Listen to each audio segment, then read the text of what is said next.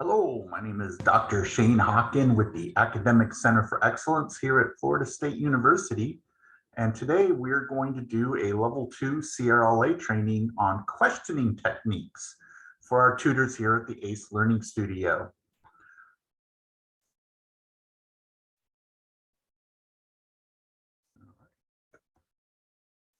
So questioning techniques are pretty basic training, but a really important one. As most people who've been through any of my trainings, especially the beginners training for new tutors, knows that really being a tutor comes down to three things: having a basic knowledge of your material, being nice and patient with people, and asking a lot of questions. And it's really important to try to focus as much as possible your tutoring sessions on question asking more so than question answering. It seems almost counterintuitive to think of it that way because the students come in and they come in with a lot of questions. They want you to answer their questions. Sometimes they even get a little frustrated when you ask them a lot of questions in response.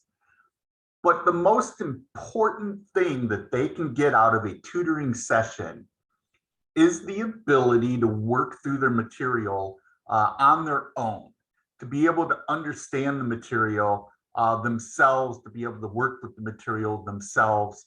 And the best way for them to do that is to do it, to work through the material, to think about it out loud on their own. Sometimes it is necessary to just lecture a student, to just explain things to them. Sometimes they come in and they don't know the answers at all. But the reality is, in most of those sessions, you're only helping the student out a little bit.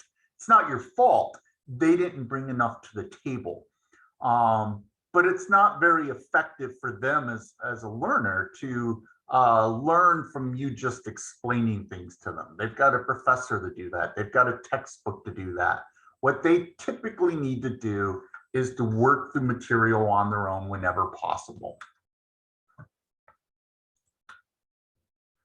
So we do rely a lot on the Socratic method. Most people know that Socrates was an ancient philosopher of Greece, way back before Christ even. And he was well known for traveling through Athens and asking people questions. And when they answered his questions, he responded to their answers with more questions. And today, Socratic method has basically come to mean to learn from answering questions rather than just listening to facts. And I think it's a good idea to try to apply that to your tutoring sessions when possible. But kind of think of it this way. Think about, as a tutor, how often you have learned yourself from teaching the material that you teach.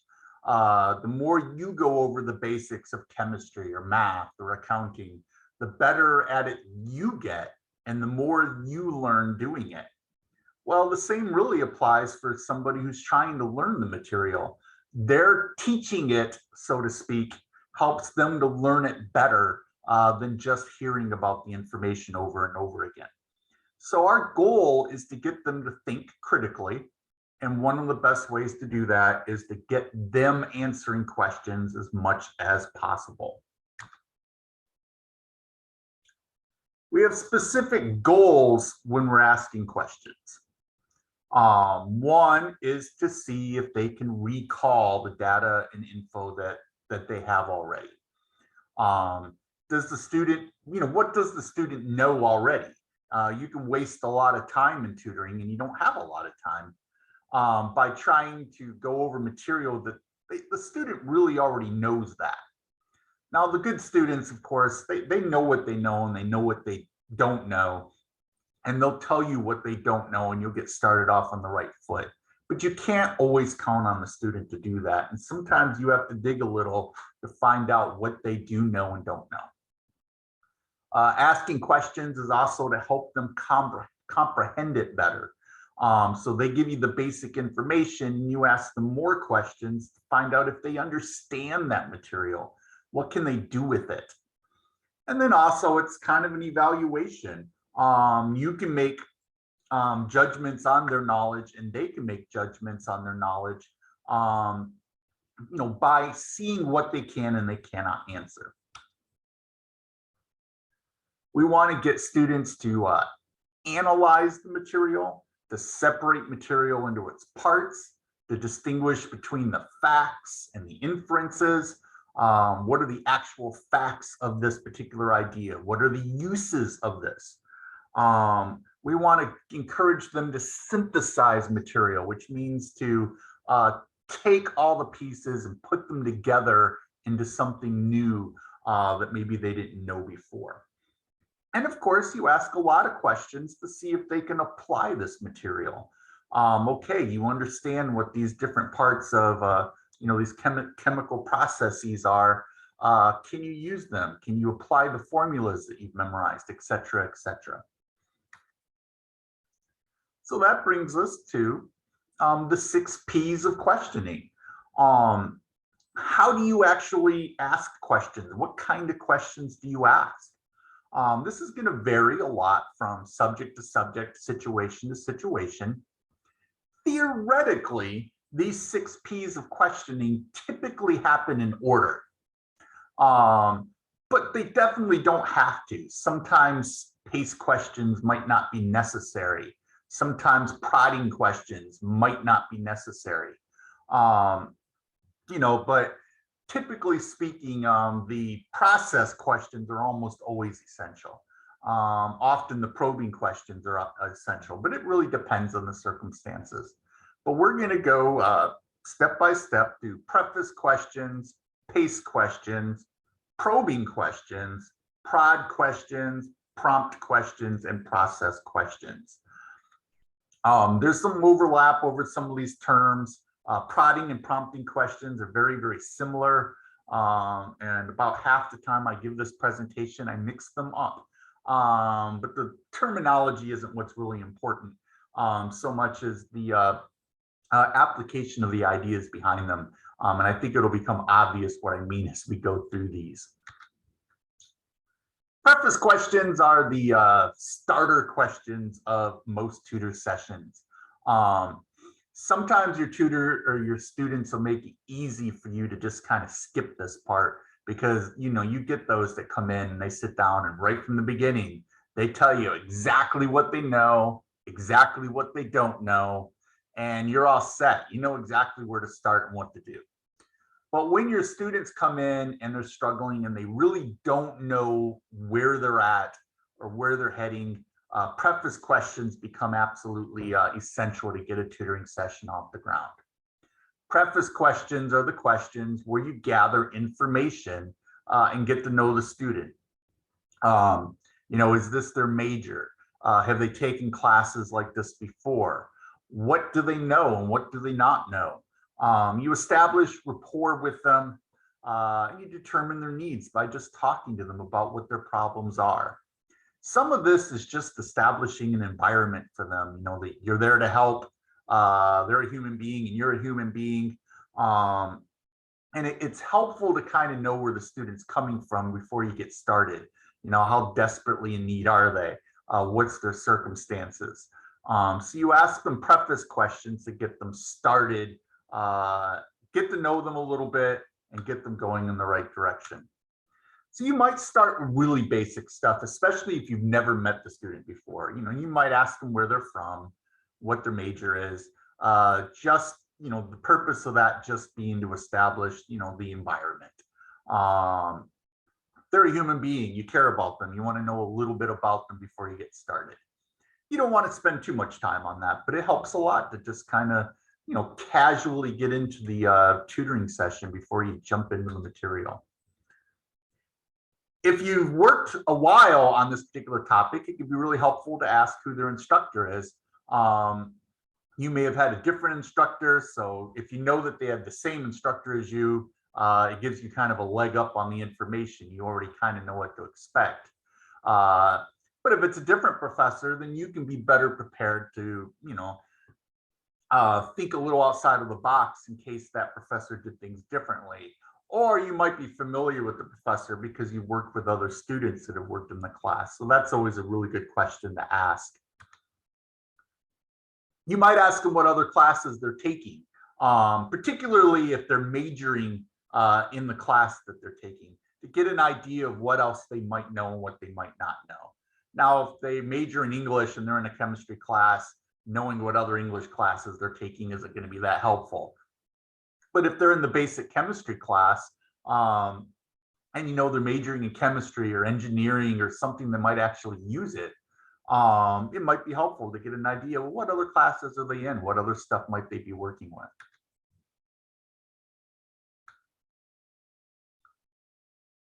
If you have a student, this one you probably won't use very often, but if you have a student who seems to really be struggling with college in general, you might kind of start a conversation with them about their college experience. This is about figuring out if maybe they need a little extra help outside of tutoring. But you may ask a student who seems really unhappy with, you know, they start complaining about college, they start complaining about their classes in general. You might try to find out what do they like and not like about college, and get an idea of maybe they're struggling with motivation, or they're struggling with time management, or they're struggling with other things that go beyond just the class. And then you can refer them to study skills tutoring or the counseling center, etc. You may also ask a student what their strengths and weaknesses are for this class. Getting right down to the brass tacks. Why are you struggling in this class? What do you think is your issue here? Some students have no idea, and you can kind of help them work through that. But some students, they know exactly why they're struggling, and knowing that going in, you can kind of cater to them a little better than if you just start talking about the material. But if nothing else, you might just ask them, you know, how can I help? What, you know, and I'm sure all of you already do that. But that's the example of a preface question. It's just finding out, you know, what's going on with this class? What's wrong? What do you know? What you don't know? Get them started. The PACE questions play right off of that.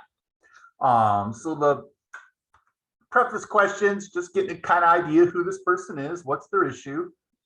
The PACE questions are about getting them talking, finding out what they know and don't know. So this is when you actually start talking about the material itself.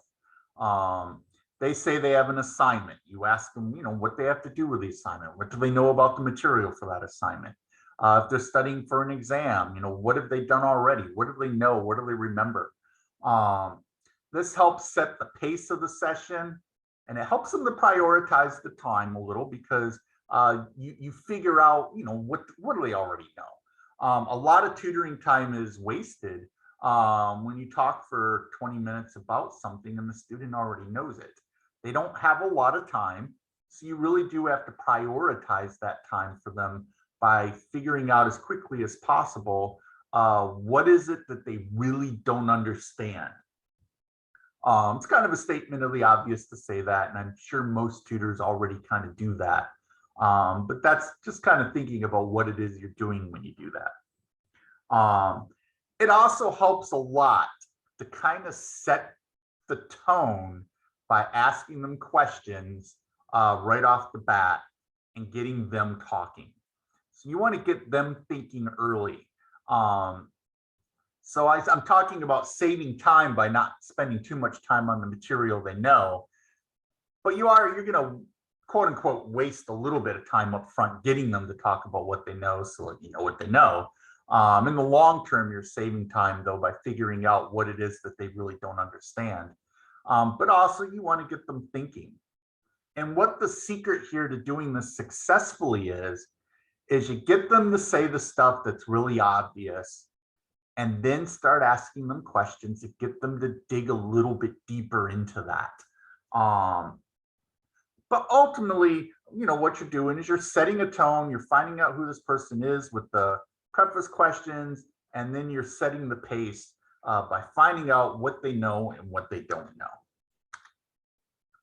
So you might just start with the basic stuff, whatever their assignment is about. What can you tell me about this assignment? Or what can you tell me about this concept that's important for this assignment or this test? Find out what they know. This is also really important, and especially with assignments.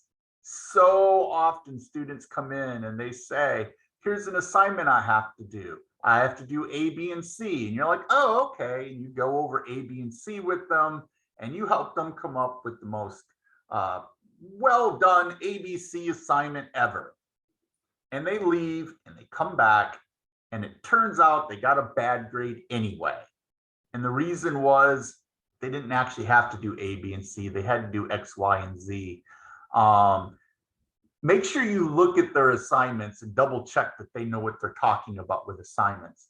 But whether it's assignment or a test, just getting them to talk about it can really help you to figure out what they really need to do, opposed to just what they think they need to do. If they're dealing with a test particularly, it can help a lot to ask them, just tell me everything you know about this particular topic. Get them talking about the topic as much as possible. Get them to process the information in their own words. This is going to help them remember the material better. It's going to help them get through the material. It does take up a little bit of time, and you are kind of going over material that they already know, but it really kind of helps to set them up with the foundations to talk about the stuff that they don't know. You might ask a student to explain what was said in class that day. This is especially helpful if the student seems a little lost in general with the class. Sometimes, most students come in, you're like, how can I help you? They're like, here's my assignment, here's what I got, here's what I don't got, and you're all set. Some students come in and they just say, I don't know, I'm just doing bad in this class. And it can help just to find out, do they understand the material that they're working on now? And then you can work your way back. Do you understand what happened in class today? What did the professor talk about? They explain it, hopefully, or they don't, and then you can backtrack. Well, what about last week? What about a month ago? One of the biggest complaints that tutors have about tutoring is when the students come in and they clearly don't know any of the newer material, and you have to go all the way back to the bare basics to try to get them up to speed. And it's frustrating because you know that in the time you have, you're not going to get them all caught up. But it's still a big help for them to start getting caught up on their own, to get them, up on the basics. Sometimes the way to find out if that's what they need is to get them to try to talk about what they're working on now. And again, with assignments, find out how much they know about the assignment, how they understand the assignment. Double check it, because sometimes they're wrong about the assignments. But the more you know about what they get and they don't get, the better help you'll be getting them to work on the stuff they don't understand.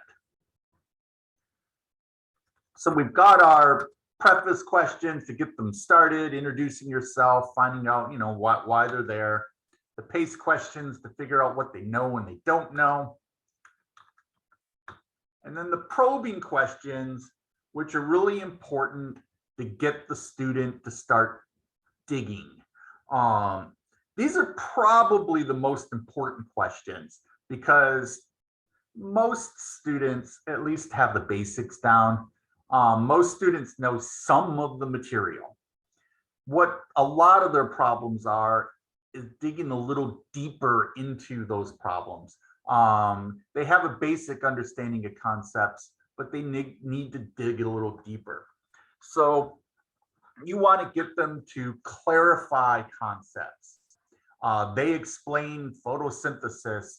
What's photosynthesis? And they say, well, that's the process through which plants get energy from sunlight. Well, that's all good and well and good, but that's not going to be the question on the exam. They need to explain the process, and you can start getting them to dig through that. Well, what's the process by which that works? Clarify it, dig a little deeper into it. You want to keep students thinking forward and moving forward. It's like, okay, here's what you understand. Now let's get you talking about the stuff that you're struggling with. The probing questions help them to better understand the material. And it's also a method for getting them to think through stuff without just telling it to them. What the probing questions are replacing is you just telling them everything. Because typically they say, well, here's the process, basic thing, what photosynthesis is.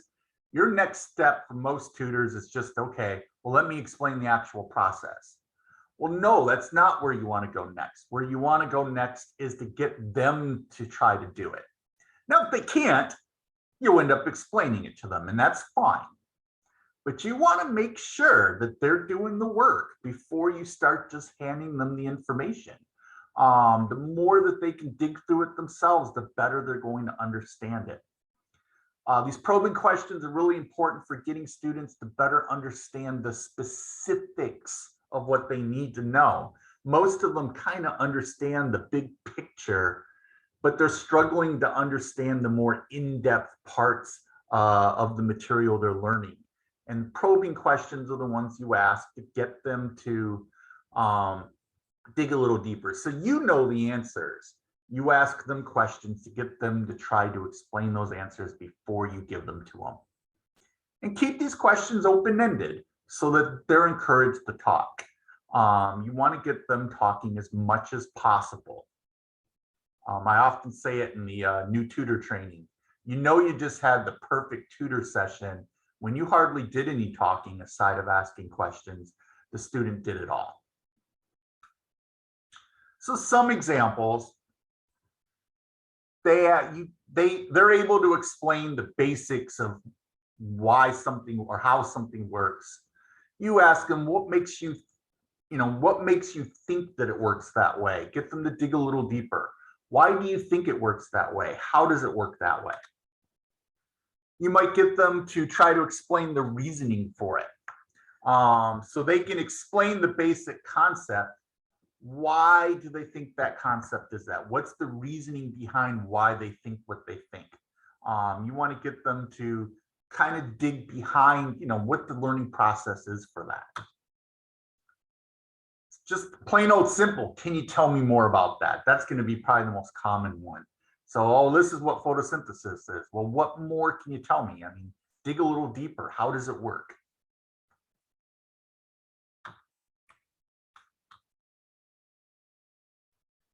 Would you explain what you mean by?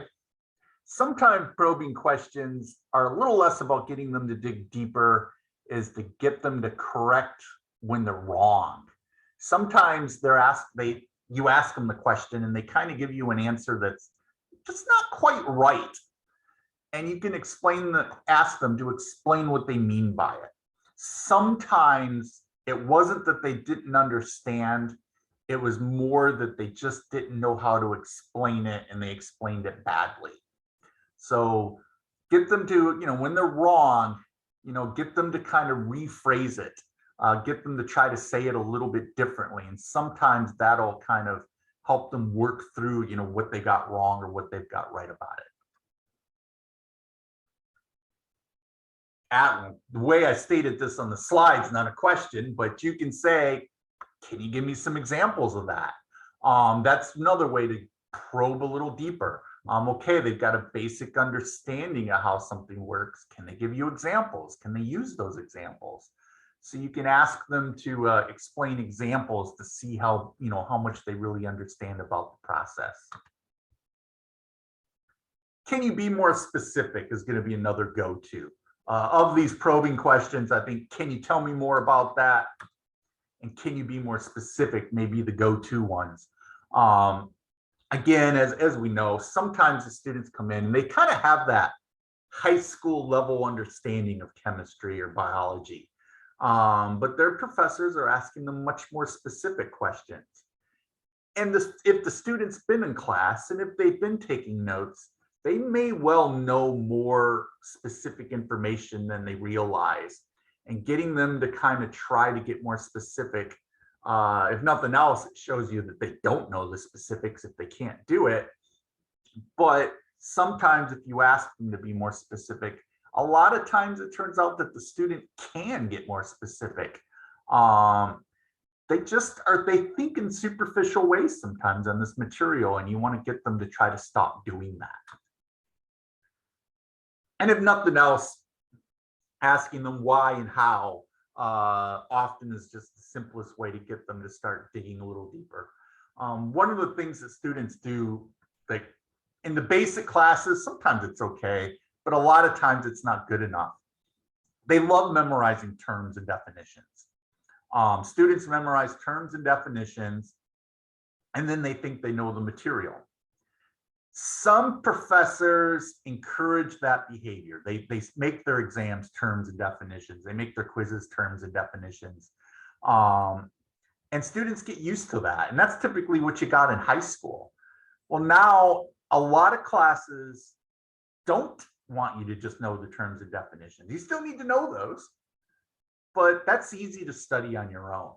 What some professors are asking, or a lot of professors on their exams, in their assignments, in their projects, is for you to take those terms and definitions and do something with them. And one of the best things you can ask a student when they just give you a definition of something and that's it, well, ask them why, or ask them how. Why is that the definition of this term? How does that term or process work? Get them to dig into that why and how. It's the simplest probing questions you have, but also often the most effective.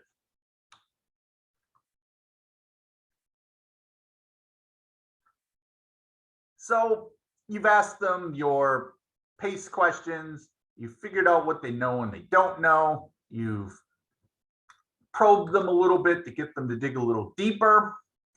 And now you're kind of you've gotten some information out. You've gotten them past just the basic stuff. And now you have a pretty good idea of what it is they know and don't know. This is where I think a lot of tutors start to kind of be like, all right, and then they just start telling the student everything. But I do think that you can actually dig a little deeper sometimes with students, because sometimes, especially in things like accounting, frequently in biology, I mean, this can be in any courses, but especially in things like this, they're going to be asked, you know, here's the term and definition. All right, here's the actual process or the formula you need to know. But now the student needs to work with that formula. They have to work with that process. They have to work with that example. And prodding questions are a good way to get the student to keep digging. The probing questions got them to get a little more specific. The prodding questions are the ones to keep them. These are the ones where you're kind of giving them a bit of a push. Sometimes you'll get a student, when you give them the prodding questions, they get a little annoyed by it. And if they're getting a little annoyed, you can back off. You know, you don't want to make the appointment uncomfortable for them. You know, if they say, I don't know, then they don't know. But it's good to give them a prod question once in a while, just to make sure that they're not just passively taking in the information. So what you're trying to do with the prodding questions is to encourage them to guess on something that they're not sure of, or to get them to work through a problem. Probing questions is still really about information. Do you understand the information? Do you understand the specifics, the details of the information? Do you understand why and how it works? The prodding questions are more about getting them to do the work, to do the formula, to do the process, to actually critically think about what's going on. And sometimes it involves getting them to kind of guess at an answer or guess at something they might know.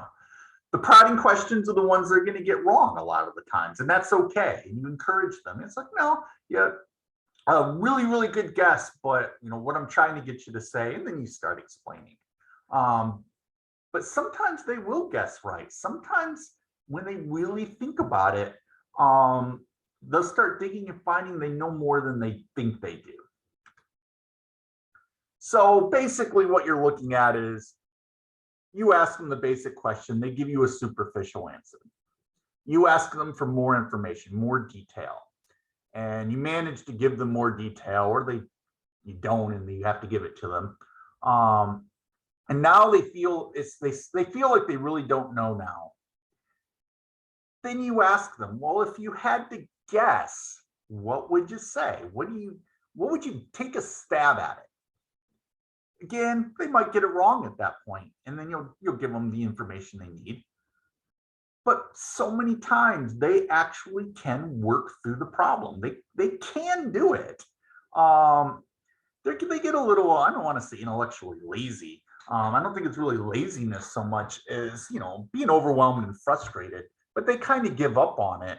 And they do want you to just give them the answers, but it's not as effective as a way of learning as if they could figure it out themselves. So prodding questions are giving them a little bit of a push, getting them to take a guess at it. Guessing wrong often helps them to process the information. We learn from our mistakes, and it can be a really, really useful way of getting students to kind of dig a little deeper in the material. So along the same lines, what do you think it is? Prodding questions, sometimes this is Socrates in a nutshell. The student asks you a question and you respond with a question. Don't do that all the time because they will get annoyed, but sometimes definitely do it. When they ask you a question, if you have any kind of inkling that they might be able to figure that one out themselves, they ask you the question, you say, well, what do you think? And get them to try to take a stab at it before you give them the information.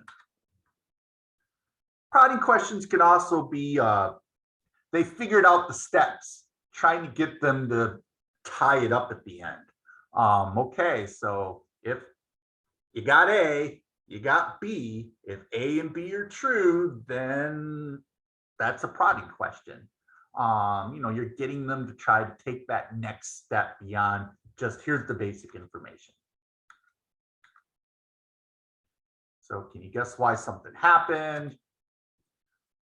Don't run into this so much in the maths and the sciences, but if you are tutoring some humanities, or if you're tutoring anything in the sciences that might be controversial, or processes where there's more than one way of doing it, that does happen sometimes in math or accounting. But sometimes the student gets the answer right and they know what they're doing.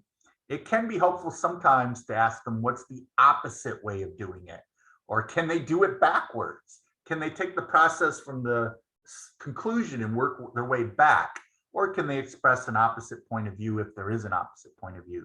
But looking at things from different directions can help, and that's also considered a prodding question. And of course, if they're working on a problem, a math problem or whatever, they're like, I don't know how to do this problem. Always try to get them to do it first before you show them. First of all, it'll help you to see what, get an idea of what they really don't understand about it. But, again, it's going to help them. The more they're doing it themselves, the more they're going to understand it. Prompting questions are really similar to prod questions, but a little bit different. Prompting questions sometimes aren't even quite questions. But prompting questions are the things that you ask or say to get them over a gap. So you're prodding them. Can you guess why this chemical reaction happened? And they start to explain, they hit a block. The prompting question is the one you ask that gives them a hint to get them over the hump. The prompting questions are important to keep things moving because, we want them to do the work, but there is a point at which they don't know, or they're missing one piece of information. Now, if they completely don't know, then you have to explain it. But if they know a lot of it, they've got the basic idea down, that they're almost there, but they get hung up on one thing. The prompt question is a little reminder of that little bit of information they're missing that's going to make them go, oh yeah. And it's a huge, huge help. It keeps things moving without you just starting to explain everything. So you provide them a hint, or you explain a basic concept that they're forgetting, but you're still keeping them on the problem. You're getting them to think through a difficult problem by giving them a little bit of a clue. So they're working on a problem and they're almost there. You might ask, what do you suppose would happen if, and then you give them a little piece of information that they're missing. You're still asking it in the form of a question. You're putting the responsibility on that student to figure it out still, but you're giving them a clue. What do you suppose would happen if, here's the little thing you're missing. Does it follow that? Here's a little piece of information you're missing. If little piece of information you're missing is true, then what also must be true? So you're giving them hints, but you're giving them the hints in the form of a question so that they still have to be the one that wraps that information up, that they have to put it together in the end. Another kind of prompting question is just to ask, where else did we discuss this concept? Sometimes they're so hyper-focused on the specific problem you're looking at right now that they forget that you just talked about that, 20 minutes ago. So when things are, they're compounding, this information's based on this information, that's based on this information. When the answer to the question is something you've already talked about, sometimes you can just say, well, what did we say earlier? What did we talk about before? You're still asking the question, but you're hinting at them. We've got this piece of information already. You just got to dig a little further back to get it. Another kind of prompting question is to get them to think about, what they've brought in with them. If they did the readings, this could be one way to find out if they did the readings. If you know that the information is in something they've read or that it's something the professor talked about in class, again, you're trying to get them to put the big picture together. You might ask, well, what did you read about this? Or what did your professor say about it?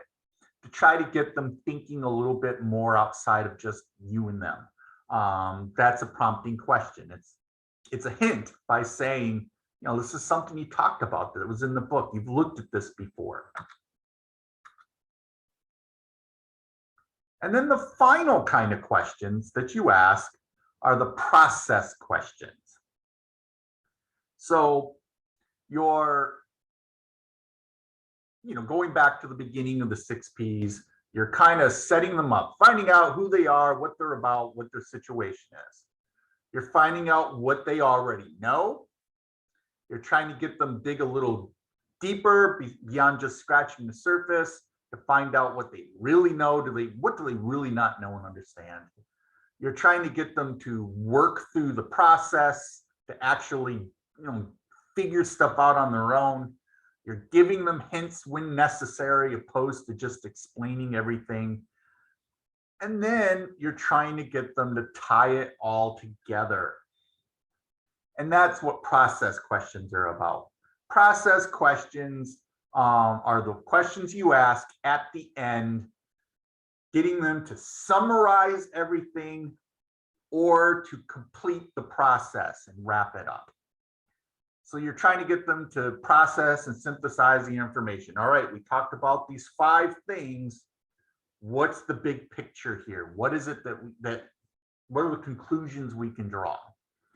You're trying to challenge them to expand into the next step. So this is at the end. It's like, okay, we covered this information. What are you going to do on your own now to wrap this up? It's about tying things together, drawing conclusions. It's the ultimate goal of your tutor session. Doesn't always work out this way. Sometimes, the students really are struggling and you might not get to this point before your hour's up, and that's okay. But your goal, to have the perfect tutor session, you want to have them come to a conclusion of some sort, to have a review at the end and put it all together. So you might take all the information that they had, here we talked about all these different processes. What do they have in common? What's different about them? Kind of getting them to take all the information that they've processed and put it together into some kind of a story, so to speak, something that can help them remember it better. You might ask them to compare and contrast the different concepts they've done, that they've talked about. How is this stuff similar or different than what we talked about last session? Or how does all this stuff go together? How does this idea fit into the overall scheme of the course? That could be a hard one to do. This is going to be mostly useful with the students that you've been working with, more than once, so they come in every week.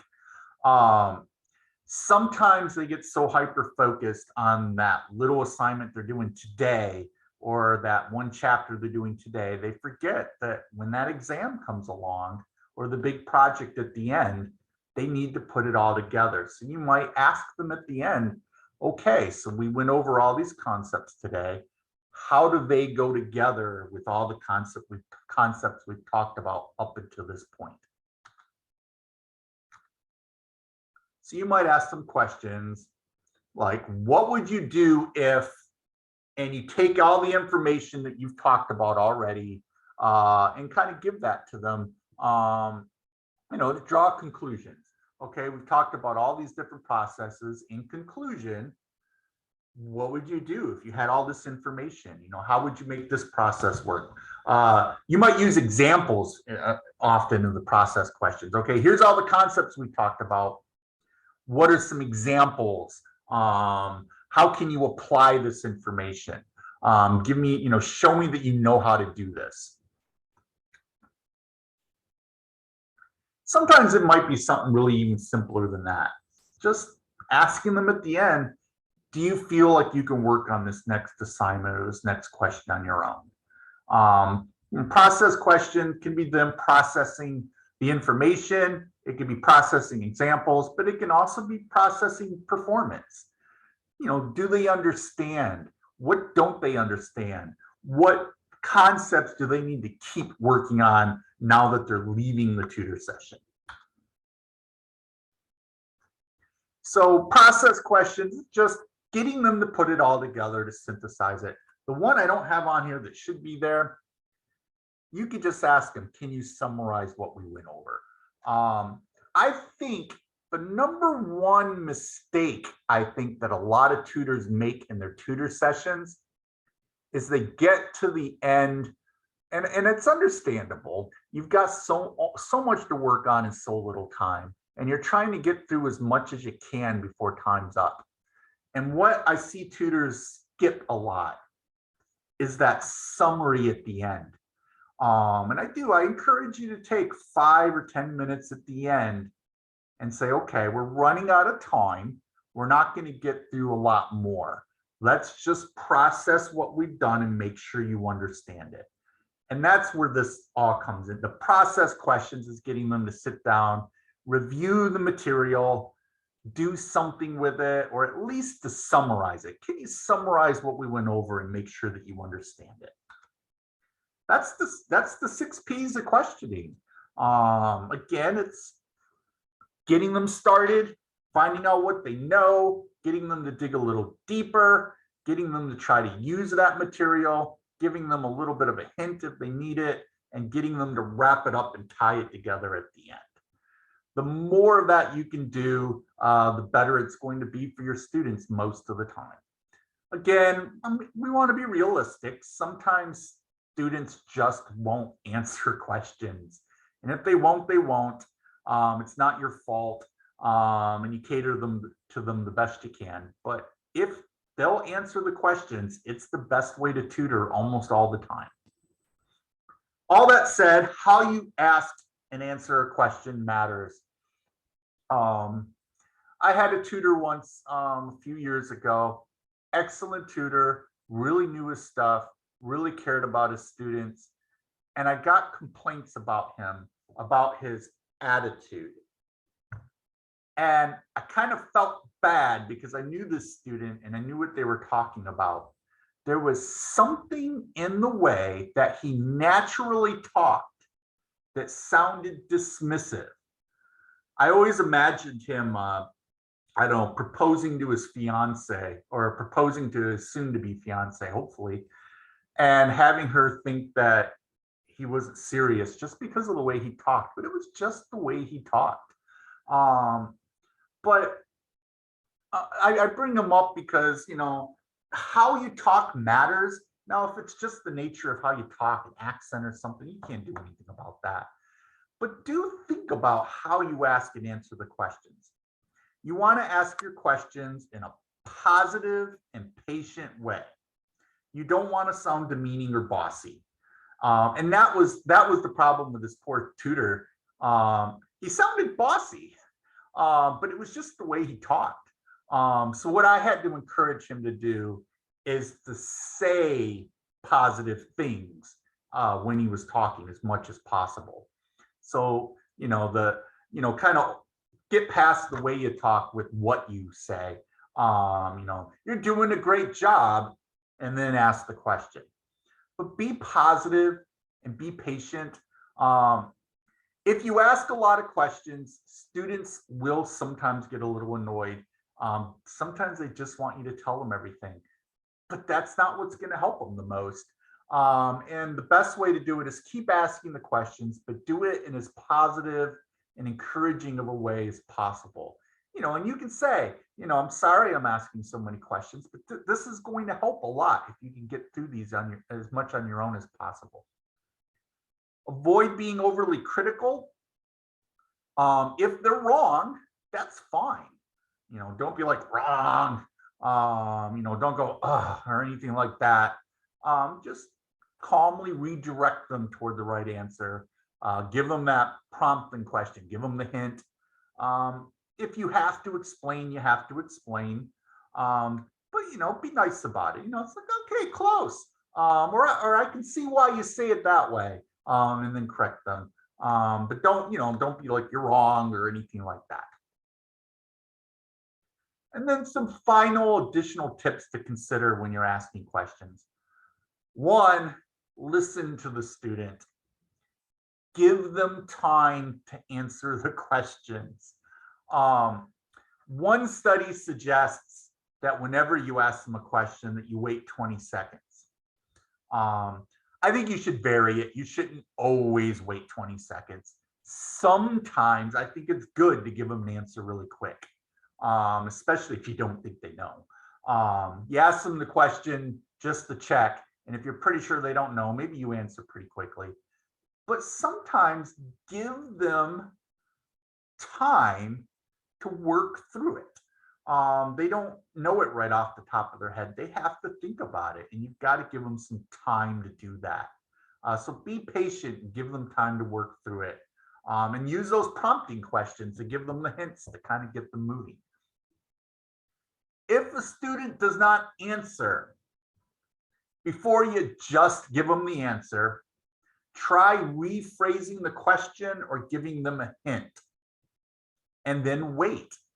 Sometimes the students think you're asking hypothetically, and they wait for you to answer because they just don't get that you really do actually want them to answer the question.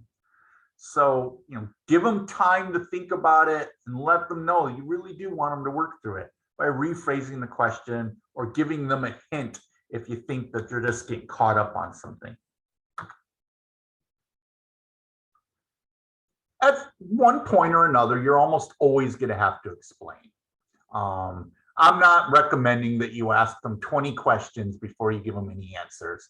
I'm saying give them a question, give them some time to think about it.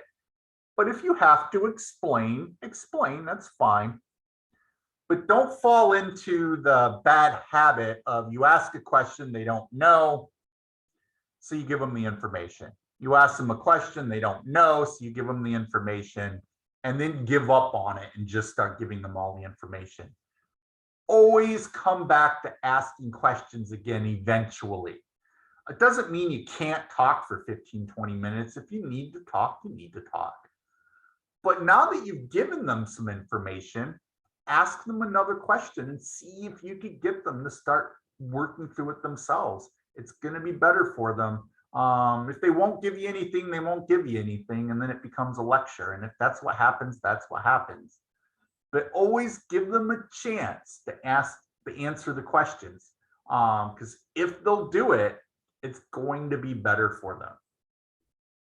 And try to be as direct and specific about your questions as you can. That's challenging. It takes practice, but don't beat around the bush too much when you're asking questions.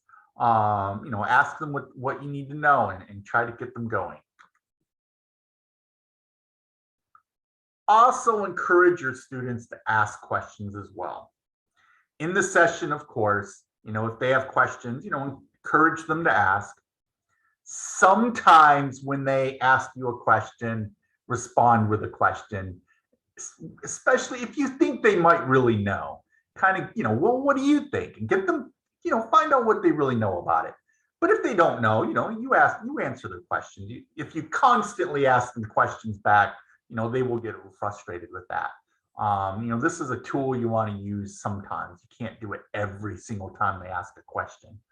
But also encourage them to ask questions in class. I think you should always ask your students, well, that comes back to those, what do they call them? I already forgot. The preface questions at the very beginning. You ask them, well, you can ask them as a preface question, how are you in class? Do you ask a lot of questions in class? Because that can be such a big help to encourage them to ask the professor before they come into the tutoring, just to make sure they get all the information they can before they come in.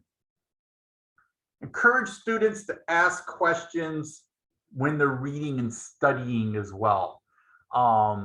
Most people, when they're studying for their exams, they pick up the book, they pick up their notes, and they just read. Encourage them to come up with questions about the material and try to answer those questions. If you can, try to come up with questions for them to try to answer when they're reading or studying for their exams. But the more they can recreate the exam environment, the better they're going to be. They're not being asked to just memorize questions. They're being asked to answer questions on the exam. And the more that they look at their information as answers to questions, the easier it's going to be for them to do the studying and to get something useful out of that study. In regards to those 6 P's of questioning, it's okay for you to not do every single one. You don't have to have a checklist that you're checking off every single tutoring session. If you've worked with a student before, you're not going to do a lot of preface questions. If they get the material pretty well, if they're working through it, you probably don't have to give them a lot of prodding or prompting questions. You almost always have to give them, the processing questions at the end, I think. You almost always want to get them to dig deeper in the material as well, but you don't have to hit every single type of question every single time. It's okay to skip back and forth between the different kinds of questioning. You might come up with a preface question that you wished you'd asked. It's okay to go back to that. You might give them a hint and then have to go back and get them to, to dig a little deeper again. And sometimes an explanation is just necessary. Sometimes you just got to explain it, and that's okay. But sometimes when you're doing that, frame the information you're giving them as a question to get them to think a little bit more about what it is they're trying to learn. Again, to try to get thinking of things as being answers to questions. So again, ask a lot of questions, even when you're really just giving them answers. So that's basically what you want to do. Tutoring is not teaching in and of itself. Teaching happens, explaining happens, On a bad day, even lecturing happens. But in the end, remember that tutoring is supposed to be more about the students processing information and getting through it on their own as much as possible. So that's your goal. And these questioning techniques are a way of trying to accomplish that goal when possible. And that's it for this recording. Have a good day.